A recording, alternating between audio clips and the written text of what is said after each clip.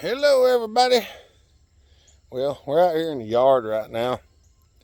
I've got a blower in there that I'm supposed to be working on. Actually, I had another blower that we worked on 2 days ago. And yesterday evening I was cleaning up some video and I deleted the video. So I have tried to find it. I cannot recover it for some reason. The video before and after was in the trash folder, but the one that I filmed is not. So the video that was going to be for today has been erased. So that's just the way it is. All right, let me get y'all back here. I don't know how much of this y'all be able to see. What it is, I've got a blower in there that somebody brought and dropped off to get repaired because it wouldn't run. And we've went all over it, carburetor, adjusted the valves, and all kinds of stuff, and it still will not run. It appears to have a cam issue, and I've got this one here that I done some trading for and got it, and this one ran fine. They just had it on the job site and ran over it with a truck. So this was a running unit until it got turned into a run over unit. And so what I told them was I'll pull the motor off of this one and we'll put the motor on the other one and see what that does.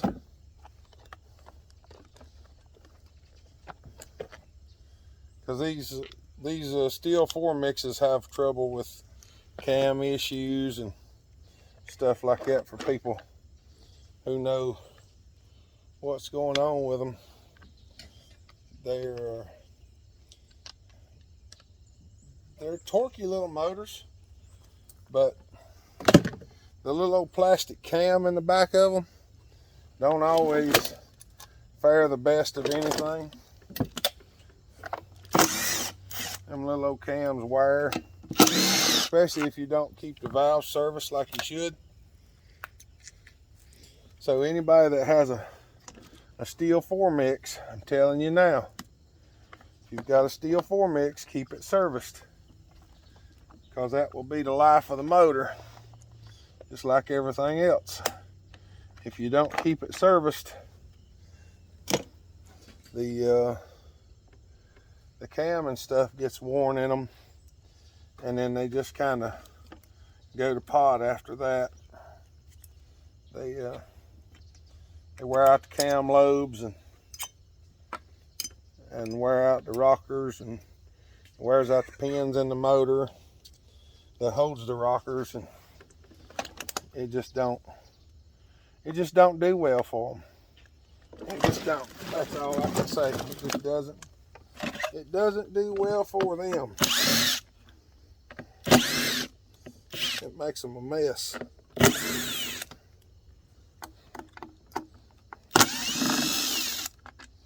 And then they quit working, and people aren't happy about it. But if you're gonna have something, you gotta service it if you want to keep using it. I'm gonna get all these screws that I can get out of this thing, because everybody knows as much stuff as we fix, we always need the screws, especially the ones for the Stihl, because it seems like everybody always takes all the screws out of them, and they bring it to get it fixed, and they don't bring the screws, and they can't figure why I can't put all the screws back in it, because I don't have them. But I do have a box where I put all these screws in. where I keep my Husky and Stihl screws.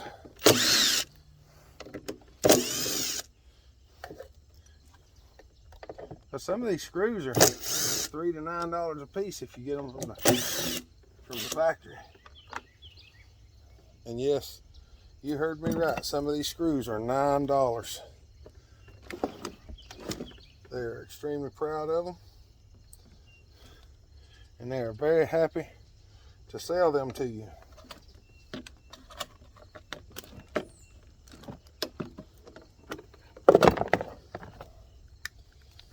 Oh, mercy.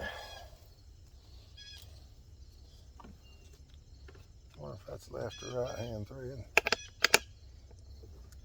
Yeah, I just so happen to have that in my pocket.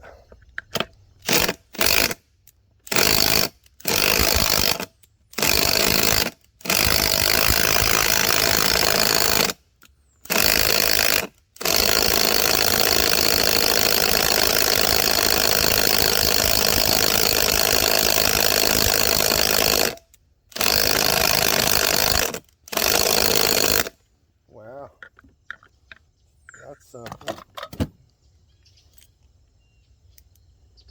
They're usually not that hard to get off.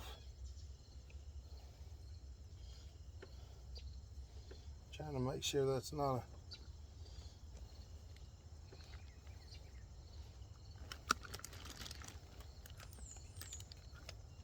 a... Alright, let me get a different impact wrench. Alright everybody, I went and got the bigger impact wrench, and the motor won't hold still. So I took the spark plug out and we're going to stuff it full of rope. Then we're going to try it that way. I did go and check out a video of taking one of these things off to make sure I was going the right way. And apparently these wheels are extremely hard to get off. So I don't know how this is going to go, but I do know that they have trouble getting them off.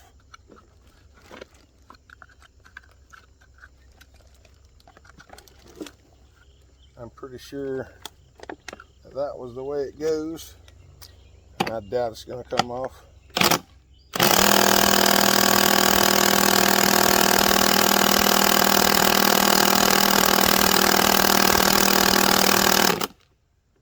What I thought. Let me go get a pull handle.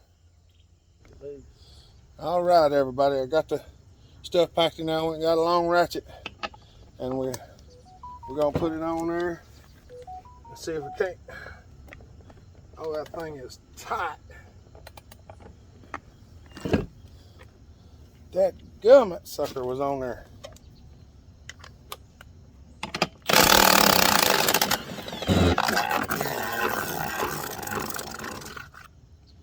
That's off.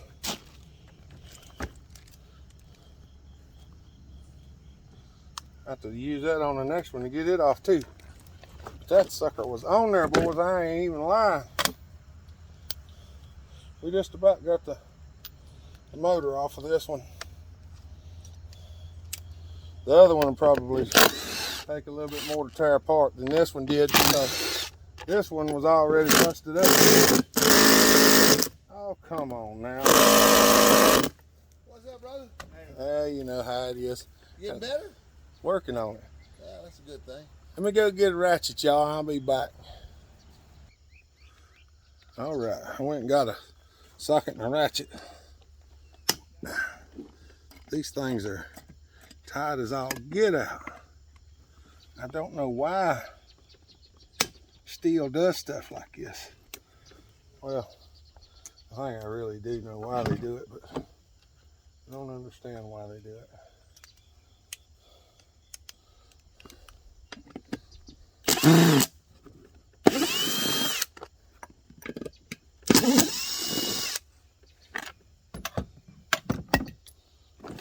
Hey, there we have a motor. Let's unhook the throttle cable. Now we have a motor. All right, that's what we was after. Now all we got to do is take another one and do the exact same thing. I may save y'all the trouble of tearing the other one down. All right, everybody, we're in here in the shop now.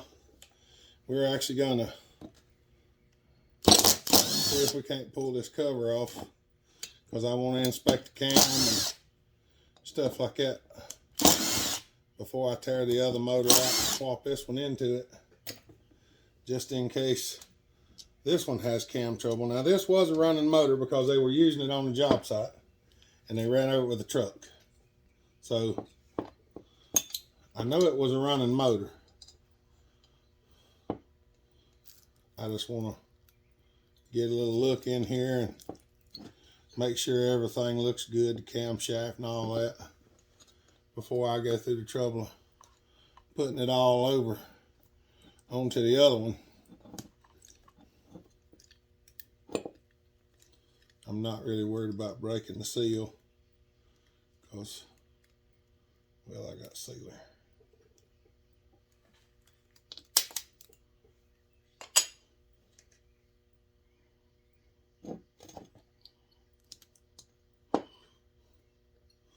That one's tight.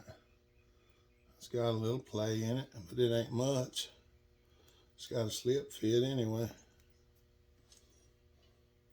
Cam looks really good.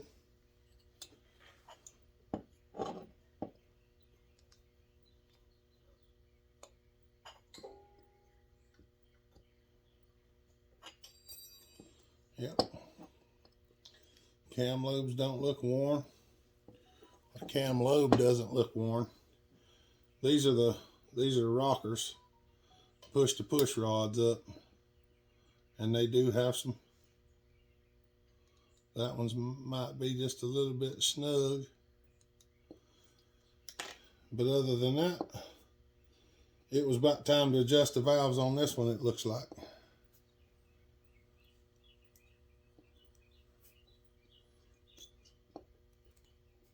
Try to get some of that stuff off of there.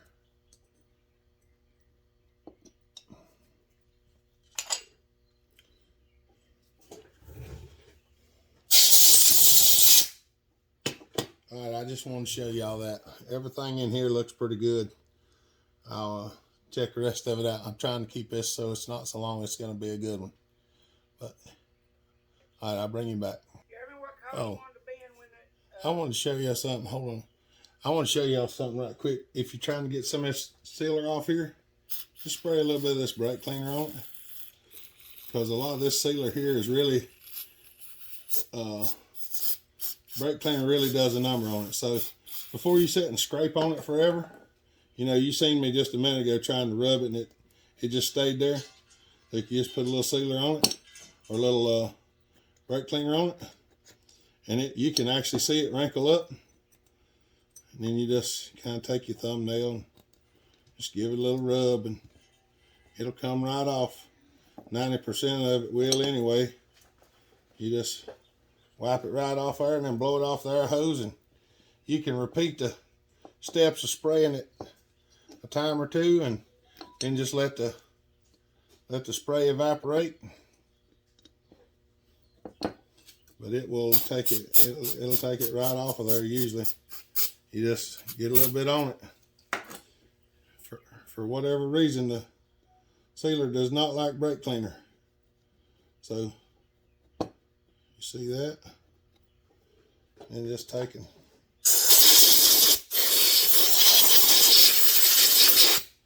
There's most of it off of there. All right, bring you back. All right, everybody. I'm gonna stop this video. I've still got to tear the other one down. We got a lot of stuff to do, so I'm gonna tear the other one down and see if we can't get it filmed. But I think this video is already 20-some minutes long, so my hair's getting to be a mess. So I gotta go get a haircut. We're gonna end this one off here. So y'all have a good day. Be kind. Treat each other the way you want to be treated. And remember, God bless. And Bellhopper out.